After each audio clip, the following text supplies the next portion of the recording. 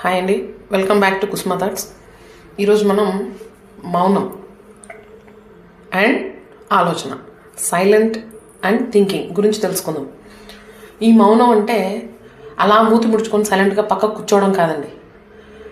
కొన్నిటికి మౌనం అనే దానికి అర్థం ఉంటుంది. చెప్పాను నేను లాస్ట్ టైం కూడా మౌనం అనే మాట చేశాను నా ఛానల్లో. మీరు ఒకసారి దాన్ని చూడండి. చూసి అలాగే ఉండకుండా కొంచెం షేర్ చేయండి, ఏదన్నా ఉంటే కమెంట్ చేయండి, సబ్స్క్రైబ్ కూడా చేసుకోండి. కొంచెం మీకు నచ్చితేనే, కంటెంట్ నచ్చితే సబ్స్క్రైబ్ చేసుకోండి.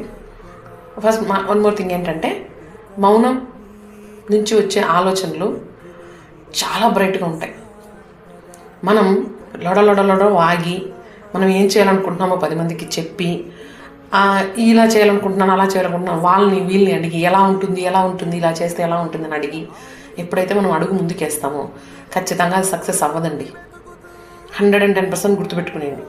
మీరు గెలవాలంటే, ఫ్యూచర్లో మీరు ఏదైనా సాధించాలంటే ఫస్ట్ మీరు నేర్చుకోవాల్సింది సైలెన్స్. అంతే. ఏం తీసుకున్నా సైలెంట్గా ఉండు, ఏది కొన్నా సైలెంట్గా ఉండు, ఏం చేయాలనుకున్నా సైలెంట్గా ఉండు. బీ యువర్ సెల్ఫ్ అండ్ సైలెంట్గా ఉండు. ఏమీ ఎవ్వరికి ఏది చెప్పాల్సిన పర్లేదు. సైలెంట్గా ఉంటే మన మెదడు రెట్టింపుగా చురుకుగా పనిచేస్తుంది. అండ్ అందరు చెప్పినట్టుగా బ్రహ్మముహూర్తంలో లేస్తే జరుగుతుంది అలా ఇట్ ఈజ్ ట్రూ. మీరు అట్లీస్ట్ ఒక 4:30 లేదు 5 కన్నా లేచి 5 నుంచి 5:30 వరకు అయినా కళ్ళు మూసుకొని నిద్రపోకుండా నీ సబ్కాన్షియస్ మైండ్ని, నెగిటివ్ థాట్స్ అన్నీ క్లియర్ చేసి నీ సబ్కాన్షియస్ మైండ్లో నువ్వు ఏం అవ్వాలనుకుంటున్నావో నీకు నీ సబ్కాన్షియస్ మైండ్కి తెలిస్తే చాలు. ఇంకెవ్వరికి తెలియాల్సిన పని లేదు, ఎవరి దగ్గర నువ్వు మాట్లాడాల్సిన పని అంతకన్నా లేదు. నువ్వు ఎప్పుడైతే మాట్లాడతావో నీ ఎనర్జీ ఎంత, నీ గుడ్ అంతా, నీ గుడ్ టాక్ బ్యాడ్ టాక్ అనేది ఉంటుంది, అదంతా బయటికి వెళ్ళిపోతుంది. నువ్వు ఎదుటి మనిషిని తాకేదాన్ని బట్టి కూడా ఆ ఎనర్జీ, నీ ఎనర్జీ వాళ్ళ ఎనర్జీ నీకు వచ్చేది ఉంటుంది, ఎనిమీస్ ఎనర్జీ అని ఉంటుంది.